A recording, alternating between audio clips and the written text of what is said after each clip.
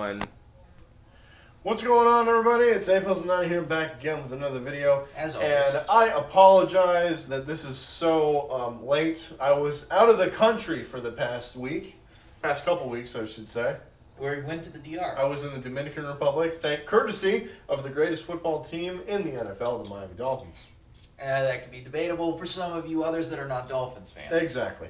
But anyway, this is going to be our Extreme Rules 2014 review. It came to us on May 4th, 2014 I saw from this the live. Izod Center. And I saw this live. You saw it live in East Rutherford, New Jersey. Mm-hmm. Who was there? I had to go all the way to New Jersey You just to see it. teleported. Well, no, I just bought a ticket and took a plane. Okay. Yeah. Well, I had to go see the Jersey Shore, too. yeah, exactly. Is it still there? Oh, yeah, it's just not popular anymore. Okay, that's a good point. Start out with the pre-show match, which you were not looking forward to. But nobody was looking forward to this. But boy, did they prove me wrong. Yeah, the WLC match. El Torito with Diego and Fernando against Hornswoggle, which featured Heath Slater, Jinder Mahal, and Drew McIntyre. And apparently Hornswoggle was a part of 3MB. I don't know why. They really needed to have somebody to feud with El Torito. But this was a WLC match. Everything was little. They had small chairs, they had small tables, they had small ladders, they had small referees. They even had small announcers. Yeah, even the referees were. The announcers were small. And this match was hilarious. Yeah. Oh God, they really pulled that off really well. I mean, I didn't really think it was going to be that entertaining, but with that crowd in New Jersey chanting, "This is awesome," and it was all that stuff. I mean, they were entertained by it. If you can impress the Northeastern crowd, the New York, the Philly, the New Jersey crowd, and Chicago, well, you're doing well. Yeah. Funniest part of the match was when El Torito was on the ladder. Hornswoggle was like, No, that was the other way around. Oh, really? Yeah, Hornswoggle was like, I don't want to jump, and Torito's like, come on. Come at me, bro. Yeah, come at me, bro. That was. Then he caught him, and it was reversed. Yeah, he reversed it. McIntyre going through the mini table. Yes. That was. He sold the hell out of that. There's his career right there, doing comedy. He sold the hell out of that, though. Yeah. But that was a very entertaining match, I would say. Yeah, that was. Probably one of the best pre-show matches I've seen in a while. Yeah, and not as much as the one from WrestleMania. That was the best this year. Yeah. I would say that. Now we get to the actual show itself. Yes. And, wow. That's all I got to say about that. Well, let's go forward and let's see what we can do. Okay. Start out with the opener, the triple threat match. Cesaro, the new King of Swing and Paul Heyman guy, against Jack Swagger, the Real American, and Mr. Monday Night, Rob Van Dam. He's a future Hall of Famer. Oh, definitely. Mm-hmm. But this was a triple threat elimination match. Yeah, so one person gets to be eliminated while the other two face off. Exactly. So it's like the three-way dance in ECW. Yeah, but the commentators didn't know it, and they were confused throughout it. It's like, wait, did he get it? I thought he won the match. Jack Swagger has been eliminated. Oh my gosh, it's an elimination match. I think they knew they were just trying to act. Yeah. And it's terrible acting. On their part, they suck. Yeah, either way. This match was okay. I mean, it wasn't the best opener we've ever seen in this pay-per-view's history. But it needed to do what it needed to do, and that was to get Cesaro. Yes. So definitely. Rob Van Dam, I mean, the things he can do. I mean, so much you could do in the ring with Van Dam. He's a workhorse, Yes. though. He can pretty much work with anybody, and he'll have a good match. Steve Austin has said that he's had a tough time clashing with him because they have different styles. That you really true. have to blend with RVD's style, and if you don't do that, the match sucks. That is true. Yeah, good I mean point. that's why Sabu had great matches with Van Dam because that style, and that's why Jerry Lynn had great matches with William Regal. Yeah, I don't know about that. Yeah, that was good. But it needed to do what it needed to do. Let's just hope Cesaro actually gets to be something and actually has a personality instead of just being Paul Heyman's guy. Just to have him on TV. He just needs to talk more, and he needs to have like a cool catchphrase. Yeah, but he doesn't have that. He just has the swing move, which he didn't even use in the match, by the way. No, yeah, he did. No, not at the very end. I wanted to see him do it at the end against RVD. Yeah. Nobody wanted to see that. You want to put on Swagger. Oh. Everyone wanted to see that on Swagger. But it's heel versus heel, and it's not as... He already did it at WrestleMania. Yeah. You can't do it. There's only so many times you could do a magic trick before people are bored of it. Yeah. So you know what I mean? You know why Heyman's with him, right? Just so they can just so that Heyman can be the guy that force feeds it down that throat. My client Brock Lesnar broke the streak. SummerSlam match. Brock Lesnar, Cesaro. Yeah, probably. Cesaro's supposed to be a huge babyface, or there are plans for him to be that. Yeah. But he's not that now. But he hopefully will be. He will be eventually. Hopefully. All right. Next up, we get the squash match of the night. Let's skip it. Rusev versus Truth and Consequences. What I really didn't like about this was, I'm here to represent America, and I'm gonna prove we're the Americans. We're gonna kick the USA. And then what happens? USA. What happens? Rusev just squashes them in a minute. And almost 3 seconds. minutes. Yeah, that was a. That's what I don't like. You know it's a squash match. Yeah, you're gonna go out there and you're gonna say, "This is for America." America, Russia, America, Russia, Mother Russia. Boom. Yeah. Mm-hmm. Pretty much. That's pretty much what it is. What it was. Xavier Woods got eliminated the first. And what is it with this 5 minutes? What is it with this USA Russia feud? I mean, that's so Cold 80s. War. That's so that. That's I don't 80s. think people care as much as they used to back then. No. I mean, when it was Hogan and Nikolai Volkov. Yeah, that was something. But Yeah. that's not that big of a deal anymore. And then I don't Slaughter think, turning it heel. doesn't. I can't Iraq guy. Nobody's gonna really boo this guy because nobody cares unless he does something spectacular or something like that. And very heelish, which is not going to happen. Well, they try to make him more heel by getting rid of his first name, and he's just Rusev now. Yeah. Oh well. That's three people. Three. They changed their names. They got rid of the first name. Big E, Langston. It was Big E Langston, but now it's just Big E. See, they're just gonna call our Truth, and it's gonna be Truth and Woods. Truth and Woods. And it's just gonna be Woods. It's just gonna be Miz. No, it's just gonna be. It's just gonna be Miz. It's gonna be Ziggler. Yeah, it's gonna be. It's gonna be. No Dolph. No, who cares about Dolph? It's gonna be Reigns instead of Roman Reigns. Yeah. Rollins and Ambrose. Yeah, pretty much what they are right now. They're just gonna get rid of two names. It's pretty much what they are right now. Yeah. It's gonna be Austin and no longer Stone Cold Steve. Oh. It's gonna be O instead of NWO. Oh, come on! Now you're pushing it.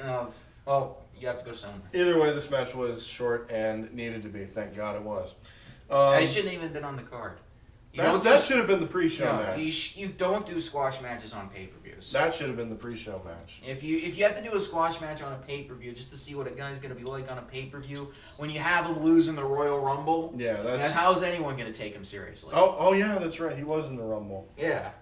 Why do you build him up to be a huge thing and then have him go in the Rumble and then lose, and now we just have to take him seriously after this Extreme Rules Exactly. Now we get to a very cool moment because I'm a big fan of this guy. Bad News Barrett versus Big E Langston. Which I was surprised. For the Intercontinental title. I was surprised. That was actually a good match. Yeah, it was. For the minutes that they had, those two put on a decent bout. Yeah, for the 8 minutes that they got. For the 8 minutes that they got. I will say, however, though, I get that New Jersey was behind Wade Barrett, but why did they have to boo Big E? He wasn't working as a heel. Because he has no personality. But he wasn't working as a heel, though. But he doesn't have a personality that they can get behind. Remember, the Northeastern guys are very passionate people. They have the personalities to get through. Big E doesn't have one on TV. He has one on Instagram and all those social media stuff. We already talked about that. Doesn't translate on TV. No, Barrett at least is entertaining and has got a cool catchphrase. He's got some bad news. And he's got the beard and he's got the cool hairstyle and he's a tough guy. Legitimately, he's a bare knuckle fighter. He's been in a few fights. That toughness really translates. That nose is crooked. And shit. He's got that New Jersey tough attitude that the Northeasterns like. Exactly. And I like. And I'm a Floridian New Yorker. Whatever you want to call it. Okay. But either way, Bad News Barrett is the new Intercontinental Champion. Which they had to put the title on him. Thank God, Big E Langston isn't champion anymore. Yeah. Because he did nothing with that belt. It's just boring. They put the title on him to see how far he would go. Pretty much. I hate when they do that. They put titles on guys they want to try to push even more. Instead of just like, oh, hey, you earned it. Like what they did with the Shield and Dean Ambrose. That did nothing. It did nothing. And look what happened last night. Yeah, that's why they took the belt off of him and gave it to Sheamus. My boy. And now Sheamus will turn My heel. boy, Sheamus. And then Sheamus will turn heel. There'll be But evolution. they're also talking about uniting the two mid-card titles, the Intercontinental United States. No.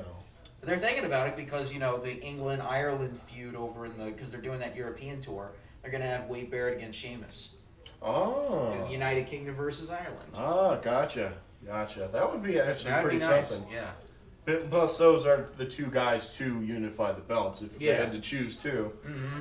Plus, that would be Those are the two best mid-carders. Yeah. Or at least the two most popular mid-carders. In my opinion. Mm-hmm. And his too. But either way, Bad News Barrett is the new Intercontinental Champion. Now we got to what should have been the main event, but it wasn't. But you have to give respect to the title That is true. and the champion. But I say that because this match was shoved down our throats. It was on every single main event segment on Raw, SmackDown, main event, Superstars, all that other shenanigans. It got commercials on the WWE Network, all that stuff. Evolution versus The Shield. Now, thank God the Shield won. Oh, man. I know I picked Evolution, but then thinking about it afterwards, I'm like, the Shield need to beat these guys, and boy, did they do that. Yeah, they did. But boy, did Batista get booed out of the building. Now, something I want to mention is the promo they did a couple matches before where they were backstage talking about how big their egos were. Yeah. Holy shit, that was hilarious. Oh, God. Talking about egos, Triple H. We all have egos. Yeah. And then Batista looking at Renee Young and singing Dean Ambrose, I'm going to fuck your bitch. All that stuff. Titty Master, you ain't got nothing on me. Now look how that turned out. Yeah, looked out pretty well, I guess. Oh, So yeah, this match was pretty good. It wasn't an elimination style. It was just a full-out, forced, badass match. So the one thing I will say is you have Roman Reigns and Batista in the ring doing nothing. Nothing. They're just laying in the middle of the ring when all the action is out by the sides. Mm-hmm. At least they could have done something. They could have exchanged fists in there, but they were just Give him another Superman punch, damn it. But they were just not even doing anything in the ring. And Batista looked winded. He is not in ring shape. No. He is. I mean, he has just been a failure since he's come back. But I will say, he was the worst out of the Evolution. But I will say It's an understatement. I will say the best one out of the Shield, Seth Rollins. Yes. With that dive that nobody saw coming. It was just even the camera didn't get it. It was oh shit! Yeah, they got him, and it was like, wow, Rollins is.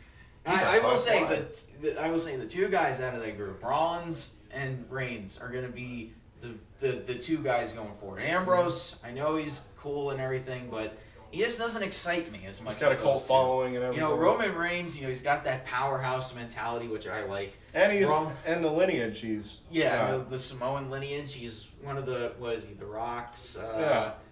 He's related to The Rock in a way. He's his cousin. Yeah, he's with Rikishi and the Usos and Yokozuna, Yeah, Rikishi, all those guys. Yeah, that lineage. And then Rollins is the aggressive high flyer.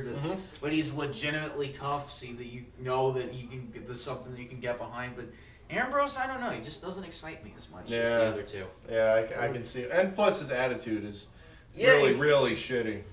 I don't know what he's like backstage, but from what I hear, there's always the rumors backstage. But entertaining match all around. I actually think it's better than the Wyatt family match. I will give it that. Better than the Elimination Chamber match? With the Wyatt family and the Shield. Wow, really? But by this much. I mean, they're both great, but that one was just a little bit better because it had a memorable moment with Rollins high flying. Yeah, I guess. Yeah, you need those big moments. Yeah, this match was pretty good. Yeah. I'll say. And then we're going to see it again in Payback. Now we get to the, I don't even know what to explain. I don't even know what to explain. I don't know how to come up with the words the of this WrestleMania match was good, and then they went to this one. Yeah, the cage match between John Cena and Bray Wyatt. I have so many things I want to say, but I just can't really. Okay, somebody brought this up. Somebody that I follow on podcasts really brought this up. You go from John Cena doing Photoshop pictures of the Wyatt family over women, sort of as a joke. Then he was like, then the next week's like, I'm going to beat you at WrestleMania.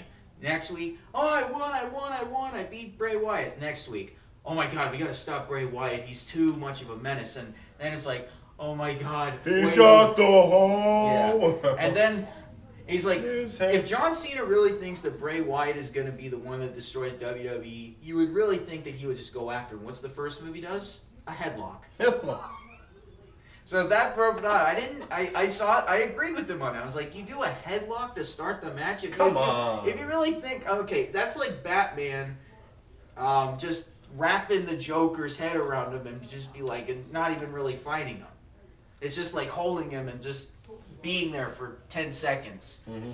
Something like that. I mean, if you really think this guy is going to be the one that destroys the company that you're the face of, you beat him up and you make sure that he doesn't get out of the cage and he doesn't even get the pin on you. What did John Cena do most of the match?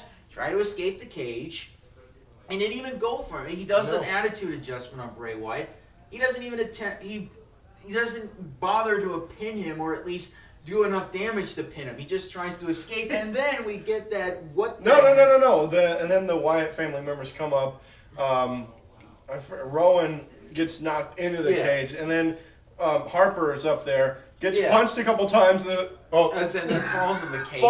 Falls down. So everyone's just in the cage. Everyone's just like, ugh. Cena's, Wyatt's down, Harper's down, Rowan's down. Cena goes to escape, and then little kid singing a song stops the almighty John Cena.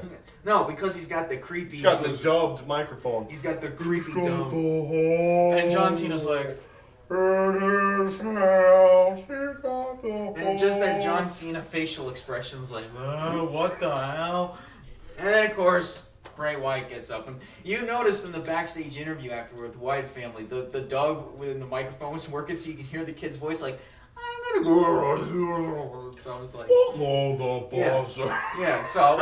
So I was like, okay, production didn't help there. Not so much. Oh, God. So that feud's on a decline. And for all we know, John Cena... For what it had. I mean, look at what it had. Look where it started.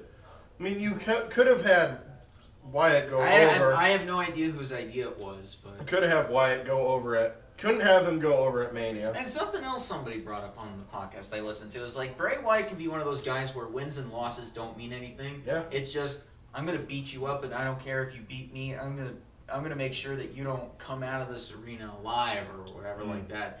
It has to have that mentality. They were even thinking of putting the championship on Bray Wyatt. It's like, I'm your champion, follow me, I am the leader, and have this whole cult brainwashing thing happen. I'd be fine with that. And then he gets all these followers, and the Wyatt family grows and grows and grows until it's like kind of a brainwashing like NWO, but except it's brainwashing, and he gets all Ministry of Darkness. Yeah, something like that. I'd be cool with that. Yeah, that would be an actually cool thing. Come on, they're a cult gimmick. What's the best thing? What's the most acquirable thing you know about cults? They brainwash. And they get followers. People start contributing. And they get like more members and all that stuff. Yes, and then you have the good guys like, we got to take these guys down. And you beat them at WrestleMania the next year. Sort of end it. That's a good storyline, and they're not going to do that. Nope. Well, they could because of the match we'll talk about later on with the title, but with the situation behind that. But we got another match to talk about. But either way, I just want to say that this... man... What are they going to do now? They're just going to have a last man standing match and Cena's going to win? I don't know. Pretty much. Well, if that happens, that whole idea about the cult thing goes out the window. Well, unfortunately, I think that's going to happen. I don't know. I really don't know. Yeah, that match was absolutely stupid. Paige against Tamina Snuka for the Divas title. Did you see the crowd booing the match? And Tamina's like, what do you want? What do you want from us? Really? She was panting, was like, what do you want? I didn't pay attention, honestly. Yeah, so it was like Tamina and Paige had a bad match. I took a piss break during that. Yeah, the match was bad. I mean, in all honesty, they didn't click together in the ring. There was really like. Well, to be honest, Tamina doesn't really click with anybody. Yes. Well, you're working with Paige, who's coming up, and you got to at least have. They're wrestling their style. Their styles are off. They're wrestling in a style that is so manufactured that they don't allow them to have good matches, and the crowd is getting pissed off. And Tamina's like, "What do you want from us? This is how we were taught. This is how we were taught to wrestle." It's like if that's bad, that one of your own divas is having a tough time getting with the crowd and everything, They really need to change that size. I know Sarah Del Rey is really training those divas and everything, but... That's for NXT, though. I know. Yeah. But, you know, you have NXT wrestlers trying to go up against the veterans, and you have two different clashes. One's trying to teach something else. Yeah. So, I mean... It was an okay match. I mean, it wasn't the best. It wasn't anything. It didn't really do anything. I mean, Tamina's not that... This doesn't have anything that makes me care about her. Paige really doesn't have anything that makes me care about her either. I mean, Except there's no she's really the champion. I didn't even think she deserved the championship. What did she do? She came out the first night, she won the belt. Yeah. I mean, I don't even know who Paige is. Unless you're on NXT where they actually take time to tell you who their characters are. WWE doesn't do that. I paid attention. The Raw doesn't tell you who their characters are. No, they so don't. why do I... That's why the fans are booing, because they're like, why do I want to see this? This is really just a reliever for the match that's coming up next.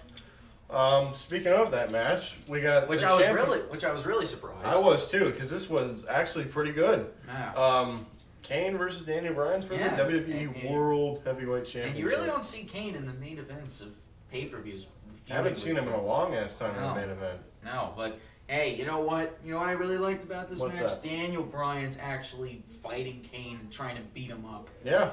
Instead of no Dr. Shelby, no nothing. No Team Hell, no, that's done. No, they rarely, and they didn't even bring that up just a small bit. They didn't even... Yeah, the commentary. Yeah, they didn't really mention the fact that they were... Oh, it's like, oh, wow, these guys used to be in a tag team and everything like that. They only talked about it so little. Yeah, and that's unfortunate, because that's their history. Because that's like how the match started. Bryan gets out of the ring and starts wailing on Kane. Mm-hmm. It's like, you know what? I'm a tough champion. Really all right, that's like getting right off the get-go. Well, I'll mention later how the next night it didn't mean shit afterwards, but... they fight, and when it got to the back and the forklift was involved, right, I'm forklift. I mean, people are saying, "Oh, it's a sucky match." Well, it's a hardcore match. Hardcore matches. Extreme Rules. Yeah, it's hardcore matches. I mean, hardcore matches even in ECW weren't really that great because they didn't involve any wrestling ability. It just used this. They're trying to make moments, and they made the moments with the forklift. They made the moments with Kane going through the flaming table. No. You knew that flaming table. You knew that was happening when you saw the guys with the fire hydrants come around the corner. Oh yeah, it's obvious. I mean, if anything, they should have had the fire hydrants out of the camera shot so that know it wouldn't. Or at least have them under the ring. Yeah, or something like that. But Kane going through the flaming table and then the fire hydrant first. All right, I'm good. I'm good. I got it. Yeah, the guy was spraying too much hydrant on Kane. That stuff burns. Yeah. That stuff burns more than the fire itself. Yeah. But Daniel Bryan wins. And what I liked about it was Kane actually sat up and was like, oh, I'm not done yet. Setting up some... Well, it was. Stuff. It was setting up some but stuff. Unfortunately, Daniel Bryan had to have neck surgery after Monday. We don't know how long he's going to be out. We don't even know if they'll strip him of the title or not. From what I hear, no. They're going to keep it on him? Yep. Well, then they're going to have a pay-per-view without a championship match. Uh-huh. Oh, wow. Uh-huh. I guess they... Well, let me get to what happened on Monday, because I liked how they had Daniel Bryan beat this guy, try to fight Kane, and Kane's like, I'm going to fight you, and Daniel Bryan's like, I'm going to fight you, and then all of a sudden, Kane... And then they'll fight each other. No, but then they have Daniel Bryan try to run away from Kane, and everyone's giving excuses like, oh, he's trying to protect his girlfriend. No. Here's what you do. His wife. Yeah, his wife. I can care less. So they have... So it's like, here's what you can have you do. You can have the car ready. You can have Bree say, you can have Daniel Bryan say, Bree, go into the car and drive away. I'll deal with Kane. Stay behind and he can fight Kane and everything like that. Right. But then, what they do instead is they did the same thing with Zack Ryder and Eve Torres a few years ago. They had the car ready. The car was broken down. It was like a cheesy slasher movie, if you really think about it. You know that gimmick in slasher movies is they get to the car and the car doesn't start. Always busted. It's always busted. And the monster, the killer. It's always a nice car too. Yeah. It's always a nice car. It's always a nice car. And the slasher guy's almost coming by and they got to figure out how to start the car. It was just, and I know they're doing all this to hype up See No Evil 2 and everything like that. That's the reason why they're giving Kane all this. That's why he's got the mask. That's why he's got the mask. That's why they're giving him this feud. That's why they're doing this whole horror storyline. They're building it up for this movie that's going on DVD. If you really think about it. Speaking of See No Evil, this Monday, May 19th. Yes, it is. So I bet you they'll May 19th. So I bet you tomorrow they're gonna do something with that.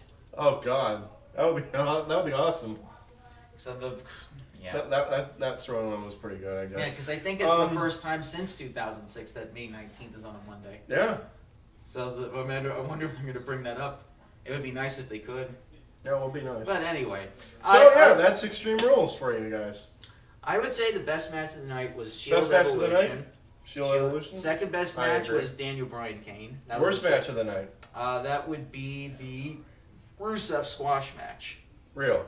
Rusev squash It match? shouldn't even been on the card. At least the Cena Bray Wyatt thing was actually legitimate guys having a legitimate feud. It just didn't work out. Okay. It wasn't a feud at all. It was just a Russian beating up two black guys. I say the Divas match. Yeah. What would you give this out of 10? 6.5. 7.